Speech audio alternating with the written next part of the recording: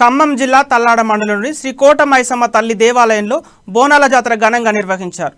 జాతరలో భక్తులు బంగారు బోనాలతో అమ్మవారికి మొక్కులు చెల్లించుకున్నారు. ఆలయ కమిటీ చైర్మన్ లగడపాటి నెహ్రూ ఆధ్వర్యంలో కార్యక్రమాన్ని ఘనంగా నిర్వహించారు. మహిళలు నూతన వస్త్రాలు ధరించి బోనాలు ఎత్తుకొని అమ్మవారికి ప్రత్యేక పూజా కార్యక్రమాలు నిర్వహించడంతో పండుగ వాతావరణం నెలకొంది. ఈ కార్యక్రమంలో భక్తులు, రాజకీయ పార్టీల నాయకులు, దేవాలయం కమిటీ నిర్వాహకులు పాల్గొన్నారు.